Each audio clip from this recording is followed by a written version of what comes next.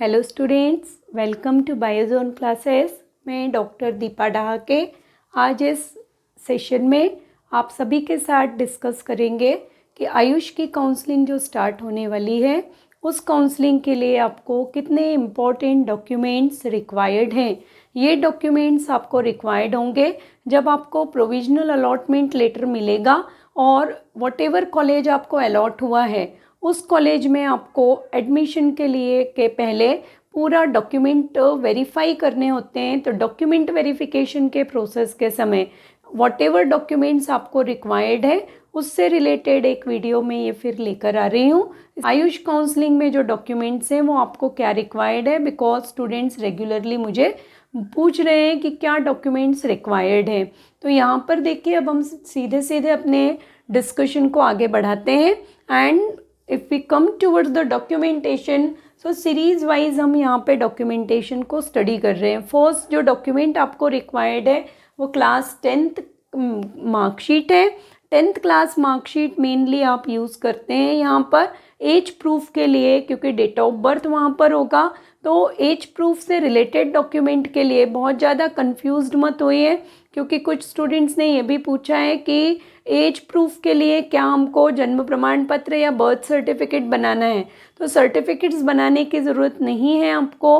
10th class की marksheet ही सभी जगह एज प्रूफ के फॉर्म में यूज़ होती है। सेकेंड आपका 12th क्लास का मार्कशीट है। एंड 12th क्लास के मार्कशीट के साथ साथ यहाँ पे देखिएगा आपको एक 12th का पासिंग सर्टिफिकेट भी मिला होगा। सो थर्ड डॉक्यूमेंट आपका होता है 12th passing certificate. After that next document है school leaving certificate. School leaving certificate commonly transfer certificate और टीसी हम कह रहे हैं। So TC is the next document which is required at the time of verification. अब यहाँ पे देखिए, कुछ बच्चों को ये प्रॉब्लम आ सकता है कि जिन्होंने बीएससी में एडमिशन ले लिया है या पैरेलल किसी कोर्स में एडमिशन लिया है आपने, तो आपका ये जो स्कूल लिविंग सर्टिफिकेट है वो आपने उस इंस्टीट्यूट में या यूनिवर्सिटी में डिपॉजिट कर दिया होगा। और अब अगर आप यहाँ पे काउंसलिंग के लिए जाते हैं या आप एडमिशन के लिए जा रहे हैं, आप बीएससी को ड्रॉप करके अब आप किसी एडमिशन बीएमएस गवर्नमेंट कॉलेज में एडमिशन लेते हैं या बीएचएमएस के कॉलेज में एडमिशन लेते हैं, तब आपको स्कूल लिविंग ये जो स्कूल का लिविंग सर्टिफिकेट है रिक्वायर्ड नहीं होगा। अब आपको रिक्वायर्ड है, क्योंकि आपने जब फॉर्म फिल किया है तो आपने एक रिस्पेक्टिव कैटेगरी फिल की है उसमें, और ये शो कर दिया है कि आप पैरेलली बीएससी कर रहे हैं या एनी अनदर कोर्स कर रहे हैं। तो उस कंडीशन में आप जिस इंस्टीट्यूट में हैं, बीएससी कर रहे हैं, बी फार्मा, व्हाटएवर आप डिग्री ले रहे हैं, उसके साथ आपने ये नीट का एग्ज़ाम दिया था और अब आपको उस इंस्टीट्यूट का ट्रांसफ़र सर्टिफिकेट लगेगा जो यूनिवर्सिटी जनरली प्रोवाइड करती है। तो अगर आपको एडमिशन लेना है, काउंसलिंग में पार्टिसिपेट करना है और आपको कंफर्म है कि गवर्नमेंट कॉलेज मिल रहा है या व्हाटएवर कॉलेज आप इंटरेस्टेड है मिल रहा है, तो आप अपनी ट्रांसफ़र सर्टिफिकेट को निकालने के लिए प्रोसीजर करना स्टार्ट करिएगा, क्योंकि उसमें एटलीस्ट 15 to 20 डेज़ लगते हैं। बट अगर यहाँ पे आपका ये ट्रांसफ़र सर्टिफिकेट नहीं बन पा रहा है तो बहुत ज़्यादा घबराने की ज़रूरत नहीं है। डॉक्यूमेंटेशन की प्रोसीजर में ट्रांसफ़र सर्टिफिकेट के लिए आपको 5 to 6 डेज़ का एक्स्ट्रा टाइम प्रोवाइड कर दिया जाता है। तो और यहाँ पे मैं एक अपनी तरफ से एडवाइस दूंगी कि जब आप ट्रांसफ़र सर्टिफिकेट के लिए उस कॉलेज में या इंस्टीट्यूट में अप्लाई करेंगे तो एक आप हैंड रिटन एप्लीकेशन दीजिए और उस एप्लीकेशन का अपने पास रिसीविंग ले लीजिए। रिसीविंग आप वहाँ पे जब आप डॉक्यूमेंटेशन की प्रोसीजर में आएंगे और अगर आपको वहाँ पे इंस्टीट्यूट का टीसी नहीं मिल पाया है तो आप जो रिसीविंग कॉपी होगी उस लेटर की वो आप शो कर सकते हैं कि हमने वहाँ पे सबमिट कर दिया है और ये उन्होंने रिसीविंग कॉपी दी हुई है। तो वो आपका उसके साथ आपको एक 5 to 10 डेज़ का टाइमिंग मिल जाता है। इसके बाद हम आते हैं माइग्रेशन सर्टिफिकेट की तरफ। माइग्रेशन सर्टिफिकेट जो क्लास 12th के स्टूडेंट्स हैं उनको स्कूल के थ्रू ही मिला है माइग्रेशन सर्टिफिकेट, कि किस CBSE whether you are of state board या सीबीएसई बोर्ड के थे तो उससे रिलेटेड ये सर्टिफिकेट होता है। तो ये भी आपके पास अवेलेबल होगा migration certificate. Now next certificate is a gap certificate. Again यहाँ पे मैं थोड़ा डिटेल बताऊँगी। जो क्लास 12th के स्टूडेंट्स हैं या 12th के साथ ही जिन्होंने दिया है उन स्टूडेंट के लिए गैप सर्टिफिकेट रिक्वायर्ड नहीं है। जो ड्रॉपर्स के स्टूडेंट है, ड्रॉपर्स के स्टूडेंट्स के लिए प्योर ड्रॉप जिन्होंने लिया है, जिन्होंने पैरेलली कहीं बीएससी वगैरह में भी एडमिशन नहीं लिया था, फॉर दो स्टूडेंट्स गैप सर्टिफिकेट रिक्वायर्ड होता है। गैप सर्टिफिकेट में आपको एक स्पेशल मेंशन करना होता है कि ड्रॉप ईयर्स के लिए हमने ये जो ईयर है हमने टोटली ड्रॉप लिया था नीट के एग्ज़ाम के लिए, और ये सर्टिफिकेट इजीली किसी भी नोटरी के थ्रू आप प्रिपेयर करवा सकते हैं। तो वो एक इम्पॉर्टेंट डॉक्यूमेंट है आपका gap certificate. Now we come towards the domicile certificate, या डोमिसाइल सर्टिफिकेट को ही आप मूल निवासी प्रमाण पत्र कह रहे हैं। ये सर्टिफिकेट भी आप अपने पास प्रिपेयर करवा लीजिएगा, क्योंकि स्टेट काउंसलिंग के लिए ये one of the most important है। देखिए, डोमिसाइल सर्टिफिकेट आपको मेनली रिक्वायर्ड होगा स्टेट काउंसलिंग में, और जो फाइल आप प्रिपेयर करेंगे, एक फ़ाइल प्रिपेयर करिए, 1 बाय 1 इन डॉक्यूमेंट्स को अरेंज कर लीजिए उसमें, और सेट्स जितने भी 2 सेट्स एटलीस्ट फोटोकॉपी के भी उसी फाइल में आप रखिए, ताकि फाइनल लास्ट मोमेंट पे आपको बहुत ज़्यादा घबराहट ना हो और बहुत ज़्यादा परेशान होने की ज़रूरत ना पड़े। नेक्स्ट है आपका कैटेगरी सर्टिफिकेट। कैटेगरी सर्टिफिकेट आपका किससे रिलेटेड है? अगर आप किसी particular category, other backward class, SC, ST, physical handicapped, EWS category भी स्टार्ट हो गया है, कोटा स्टार्ट हुआ है, जिस भी कोटा को या कैटेगरी को आप बिलोंग कर रहे हैं, उस कैटेगरी का सर्टिफिकेट आप प्रॉपरली अपने पास प्रिपेयर करके रखिए। जितने भी सर्टिफिकेट मैं बात कर रही हूँ सभी आपके पास ओरिजिनल सर्टिफिकेट एक फ़ाइल में होने चाहिए, और उनकी 2 सेट्स की फ़ोटोकॉपीज़ भी होना कंपलसरी है। नेक्स्ट आपका है identity proof, one of the most important document.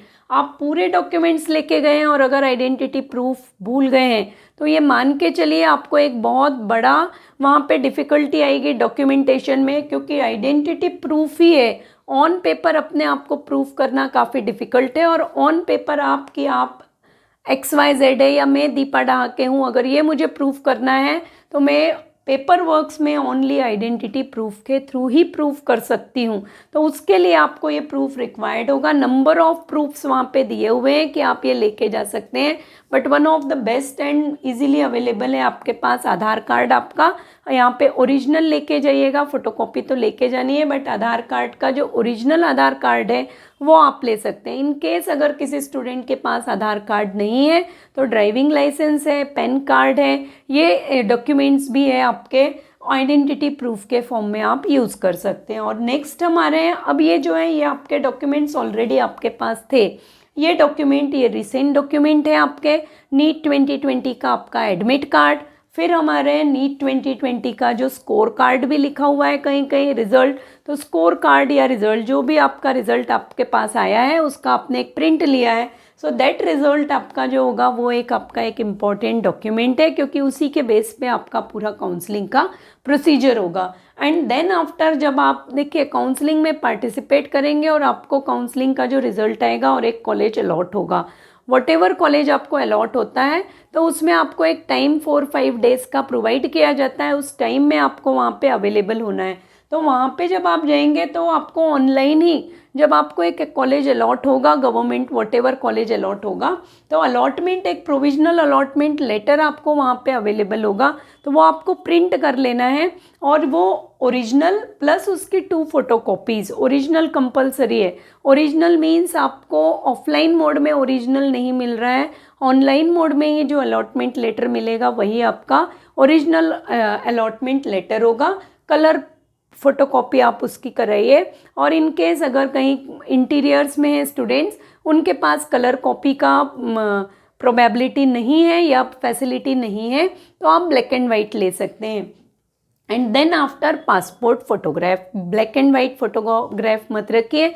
जो फोटोग्राफ आपने नीट के एडमिट कार्ड में यूज़ किया था एग्ज़ाम के समय, द सेम फोटोग्राफ एप्लीकेशन में यूज़ किया है, फिर आपने उसी फोटोग्राफ को एडमिट कार्ड पे यूज़ किया था। सेम फोटोग्राफ आप अपने कलरफुल इसमें फ़ोटोग्राफ, नियरली 20 कॉपीज़ फ़ोटोग्राफ्स की आप अपने साथ रखिएगा, बिकॉज नंबर ऑफ साइट्स पे वो आपको वहाँ पे डॉक्यूमेंटेशन के समय पे रिक्वायर्ड होगा, और ज़्यादा रख लेना बेटर है। क्योंकि अगर उस समय आपने, मान लीजिए आप केवल 2 ही फ़ोटोग्राफ्स लेके चले गए हैं और वहाँ पे 4 या 5 रिक्वायर्ड्स होते हैं, तो वहाँ पे आपको कोई प्रोबेबिलिटी पॉसिबिलिटी नहीं है और फिर अननेसेसरी आप टेंशन में आ जाएंगे। तो इन सब चीज़ों को अवॉइड करने के लिए 2 सेट्स फोटोकॉपीज़ के करवा के रख लीजिए अभी से। पार्ट आप इतना याद रखिएगा डॉक्यूमेंटेशन का, because this is one of the most important procedure होता है काउंसलिंग में।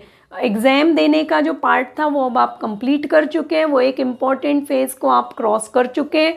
अब एक और इम्पॉर्टेंट फेज़ है जो आपका डिसाइड करेगा एडमिशन का, ये है आपका काउंसलिंग का। और काउंसलिंग में जो डॉक्यूमेंटेशन है that is one of the most important requirement है आपके लिए। तो ये आज मुझे डिस्कस करना था।